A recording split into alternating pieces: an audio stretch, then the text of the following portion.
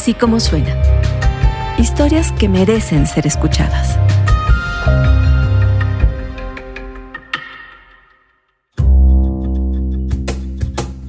El 10 de abril de 2025, la Corte Suprema de Justicia de Israel rechazó la apelación interpuesta por Andrés Roemer, luego de ser señalado como extraditable en marzo de 2024. En consecuencia, su declaración como extraditable se ha vuelto definitiva. Roemer, que enfrenta varias órdenes de aprehensión en su contra, ha esquivado a la justicia mexicana desde el 2021, cuando huyó a Israel, en plena pandemia. Permanecerá en prisión domiciliaria bajo vigilancia electrónica hasta su extradición a México. Por donde pasó Andrés Roemer en su vida profesional, dejó víctimas. Mujeres que lo conocieron en el ITAM como sus alumnas o como compañeras de trabajo en TV Azteca, la Ciudad de las Ideas, el Consulado de San Francisco o la Embajada de Buena Voluntad en la UNESCO. Se cuentan entre las abusadas alrededor de 60 mujeres, aunque las denuncias formales son muchas menos.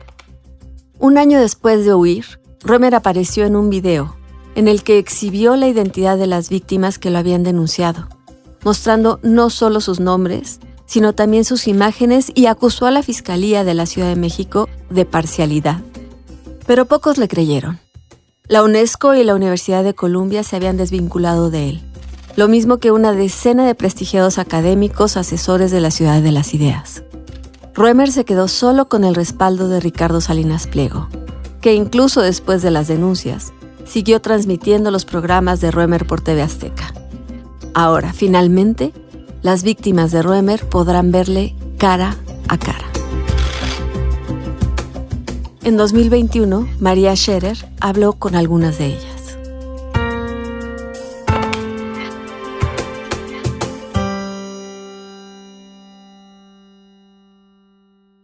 Andrés Roemer perdió la suerte. Ya no tiene el poder ni el dinero que lo hicieron intocable durante más de 2 décadas, en las cuales abusó de decenas de mujeres. Está en Israel, solo, a la defensiva. A petición de la Fiscalía General de la República, la Interpol giró una ficha roja para localizarlo y podría ser detenido a pesar de que no hay tratado de extradición entre México y ese país. La Unidad de Inteligencia Financiera congeló sus cuentas. Y a partir de la investigación que conduce la Fiscalía de Justicia de la Ciudad de México, autoridades hacendarias le siguen la pista. Porque aunque pareciera que Roemer y Poder Cívico, la asociación civil organizadora de la Ciudad de las Ideas, han presentado sus declaraciones fiscales correctamente, hay indicios de corrupción y de lavado de dinero. Por ejemplo, a Roemer no le pagaba Poder Cívico, sino Desarrollo de Proyectos Sinosura, una empresa que comparte, casualmente, domicilio con Poder Cívico. La triangulación de pagos creó sospechas en la autoridad.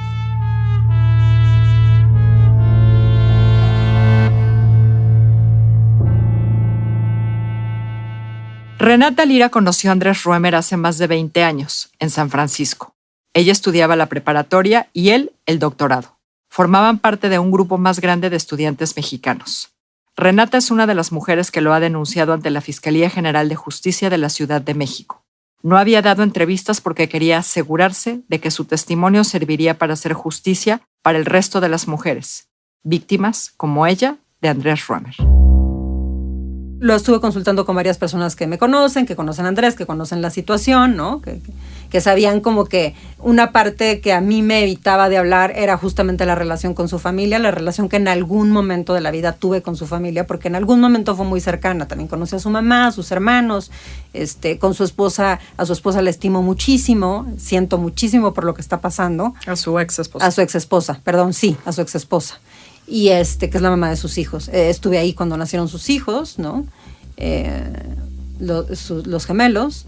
Y como que esa era una de las cosas que me hacía a mí pensarlo 2 veces, si es que, porque por las personas que estaban alrededor a las que le podía afectar lo que yo podía decir, ¿no? Entonces, pues había estas cosas que a mí me hacían pensar, ¿no? Pero sentía como un deber muy fuerte hacia las mujeres que habían pasado situaciones pues mucho más desagradables que la mía, ¿no? O sea, sí pensé que si yo en esa época hubiera identificado este caso como un caso de abuso y hubiera ido ante las autoridades y hubiera presentado una demanda, y otras mujeres como yo lo hubieran hecho, lo hubieran tomado como lo que fue, no hubiéramos llegado a casos de violación. No sé si me explico. O sea, yo siento que, bueno, todos sabemos que las violaciones... O no hubiera abusado durante 20 y tantos años de otra y otra y otra. Exactamente. O sea, ¿por qué tuvieron que pasar tantos años y tuvieron que pasar tantas personas, ¿no? Tuvo que afectar a tantas personas para que finalmente aquí estamos, ¿no? Y estamos hablando de eso, pero sí, o sea, y son diferentes épocas. Estamos viviendo una época muy distinta en que tenemos más información de muchas otras cosas. Pero yo siento que ahí es cuando te das cuenta de que sí se tienen que hacer este tipo sí se tienen que presentar este tipo de denuncias, justamente porque si nos dejamos que se vayan creando monstruos, ¿no? O sea, yo creo que lo que pasa en el caso de Andrés es que conforme él se fue haciendo de poder,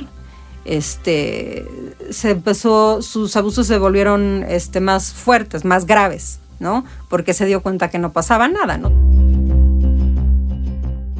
Mi mamá trabajaba en el consulado, su esposa también, tenían una puerta en medio entre las oficinas y se creó una relación como muy cercana, ¿no?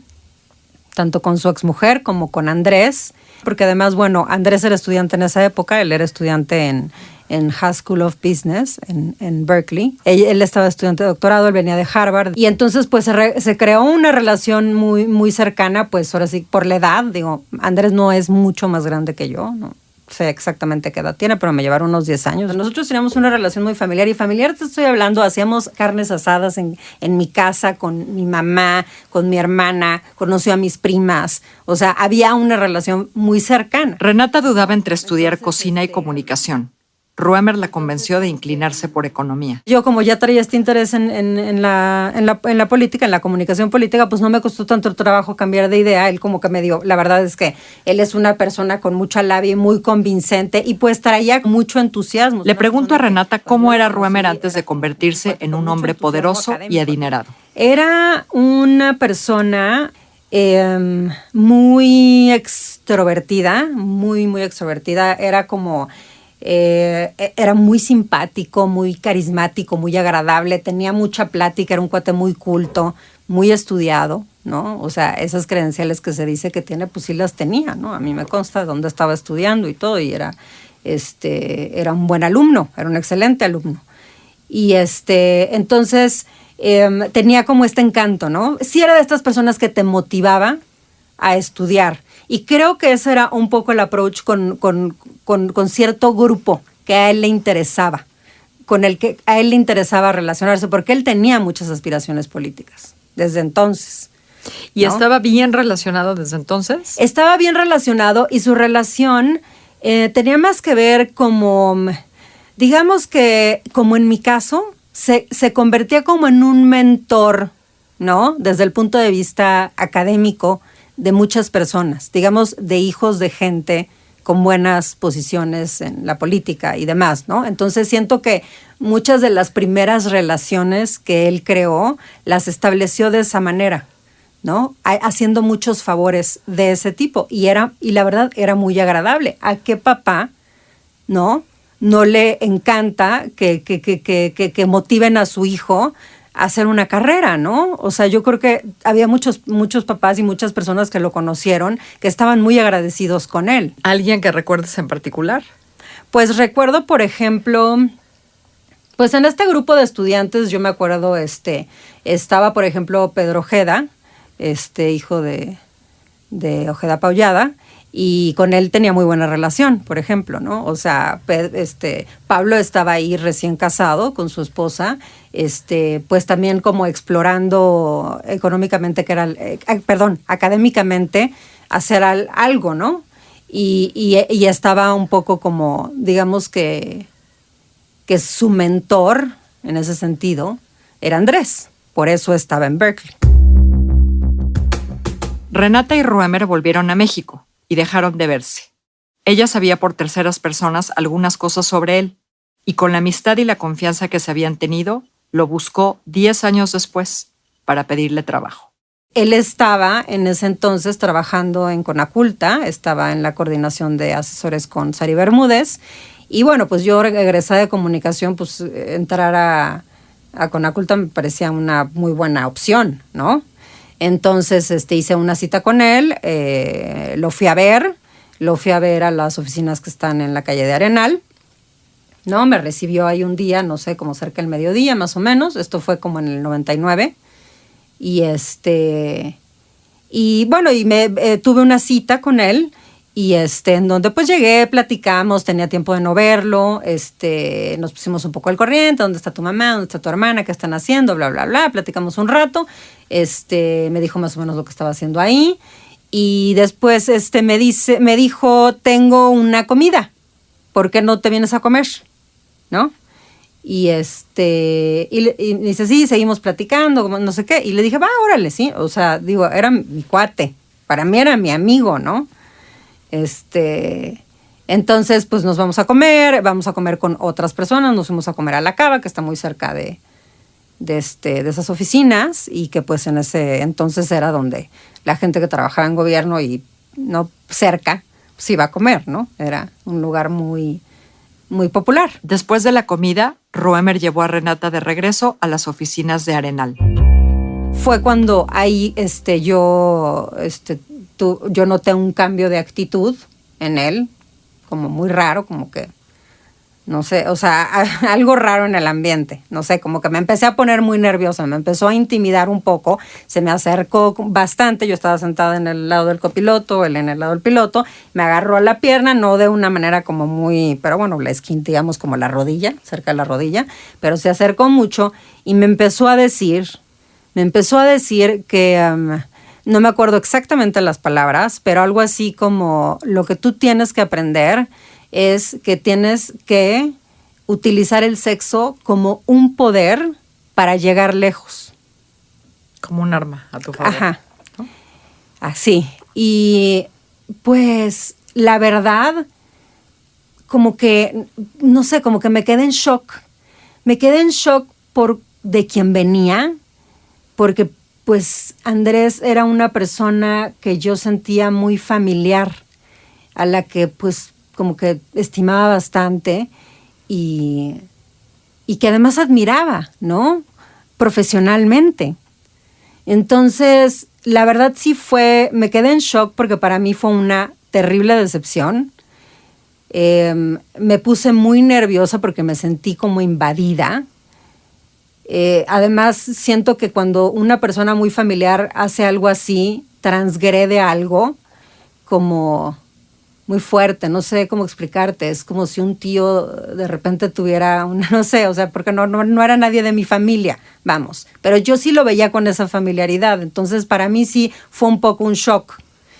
Y la verdad es que no supe qué hacer, no supe qué pensar, me puse como muy nerviosa y lo volteé a ver, me despedí de beso normal, yo todavía como actuando normal, a pesar de que estaba muy nerviosa.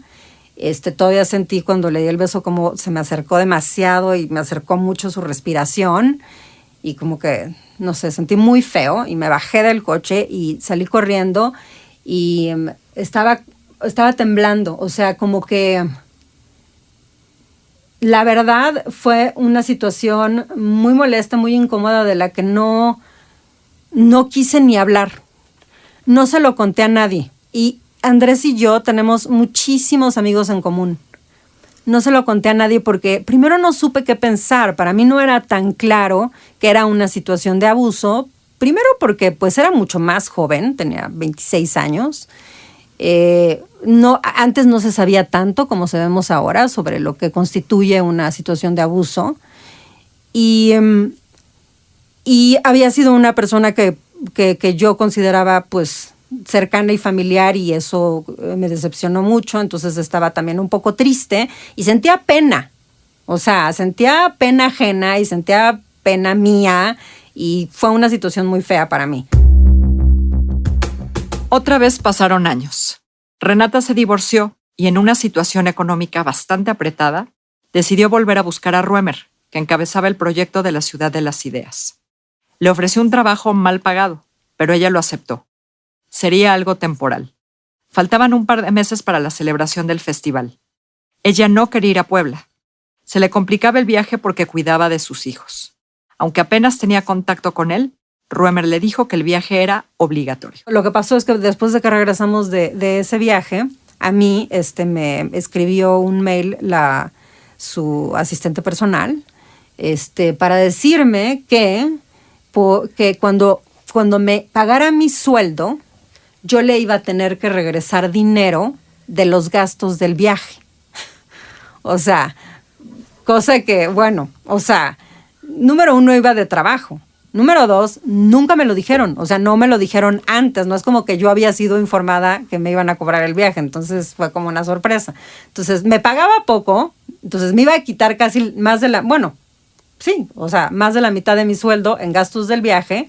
Y además, como después del viaje, yo no regresé directamente a la oficina, sino que fui a mi casa y luego hasta el día siguiente yo no sabía que les habían dado el día. Entonces yo iba a regresar los equipos Nextel que nos dieron para el evento. Entonces, por esperarme hasta después para entregar los equipos, también me iban a descontar un dinero. O sea, el caso es que le iba a tener que entregar todo mi sueldo de regreso, básicamente. Entonces le dije, no, pues ¿sabes qué? O sea, lo traté de buscar, traté de hablar con él estaba muy ocupado, tuve unas comunicaciones con su secretaria, le dije, no estoy de acuerdo, no te voy a regresar el sueldo, yo tengo una familia a quien mantener y a mí nadie me dijo de todo esto. Y renuncié, en ese momento renuncié y traté de comunicarme con él después y nada más me contestó un mensaje como donde le dije lo que había sucedido, que me parecía muy extraño y él solo me dijo, bueno, pero cuando me buscaste bien que aquí estaban. Entonces, pues la verdad es que ahí sí no volví a hablar desde ese día no volví a hablar con Andrés Roemer. Renata Lira me cuenta que no había muchas personas trabajando en Poder Cívico. Había, eso sí, muchos becarios. Becarios que en muchos casos incluso pagaban sus boletos para ir al festival con descuento, pero los pagaban. Y también pagaban su hospedaje y pagaban todo, ¿no? Digo, si a mí trabajando me hizo pagar el viaje, imagínate la gente que... O sea, no, era gente que casi pagaba por trabajar. Sí, el gasto...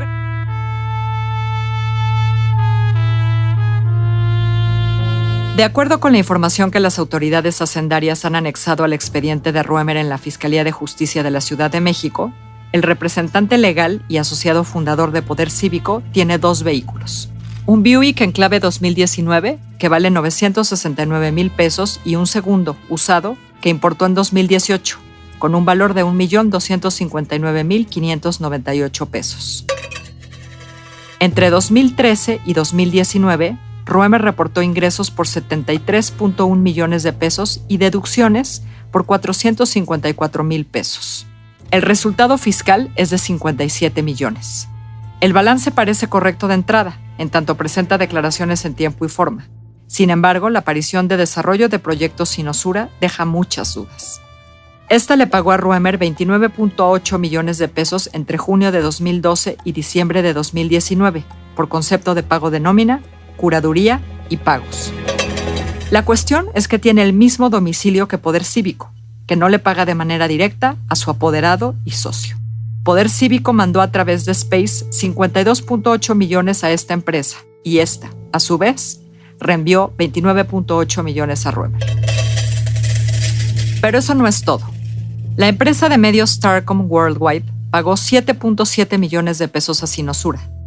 Esta aparece en una lista de empresas denunciadas en 2019 y está siendo investigada por la Fiscalía General de la República. Además, Sinosura le pagó 1,5 millones de pesos por concepto de pago y 1.3 millones de pesos más por concepto de pago de aguinaldo a Carmen María Hernández Cortés, la actual esposa de Roemer, conocida como Pamela Cortés. Desarrolladora de Obras y Caminos Rioja envió en 4 operaciones 1,5 millones de pesos a Poder Cívico. Esta empresa también está alertada por la realización de movimientos inusuales. Los reportes corresponden a 2015, 2020 y 2021. Además, esta empresa no registra pagos de nómina.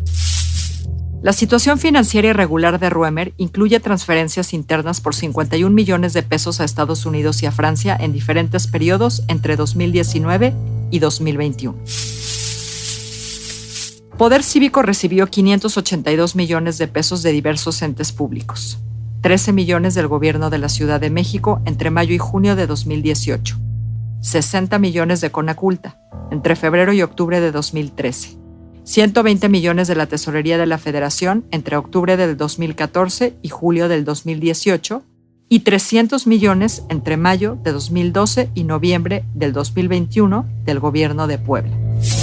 Esa asociación hizo transferencias internacionales por 47.8 millones de pesos y 1.5 millones de dólares entre 2013 y 2020 en Estados Unidos, Reino Unido, Irlanda, Canadá, Andorra y Suiza, estos dos últimos considerados paraísos fiscales. Otras operaciones realizadas por Poder Cívico tienen relación con más empresas alertadas por el sistema financiero y listadas por el SAT, entre ellas las siguientes. Oper Marketing S.A.D.C.B. recibió de Poder Cívico 7.5 millones de pesos entre octubre del 2018 y enero del 2019. Su representante legal también presenta características de prestanombres. No tiene cuenta bancaria y no ha hecho declaraciones fiscales, por lo que se presume que esta es una empresa frente. Diseño, organización y producción de eventos Vacon recibió de Poder Cívico 3.2 millones entre septiembre de 2019 y enero de 2020. Esta empresa está igualmente alertada porque se identificó en un análisis que recibió depósitos por 18.6 millones de pesos y retiros por la misma cantidad entre agosto de 2019 y enero de 2020. Bidón Internacional en Servicios S.A.D.C.B. tiene 8 reportes bancarios y pertenece a la lista del SAT de simuladoras. Esta recibió 8 cheques de distintos montos de Poder Cívico. Servicios Profesionales Yomana recibió 3.5 millones de pesos de Poder Cívico entre octubre de 2015 y septiembre de 2016. Esta está alertada 3 veces por el sistema financiero. Su apoderado legal tiene 24 años. Maquila y Mantenimiento Farsec S.A.D.C.B. le destinó 3.1 millones de pesos en cheques a Poder Cívico. También está alertada múltiples veces y su apoderado legal tiene características de prestanombres. Se presume que mediante el envío de fondos a empresas fachadas, Ruemer está dispersando dinero. En lo fiscal, Poder Cívico declaró entre 2014 y 2019 562 millones de pesos de ingresos y dedujo 567 millones. Es decir, que reportó pérdidas. Es probable que Ruemer sea denunciado también por corrupción y lavado de dinero, según fuentes federales.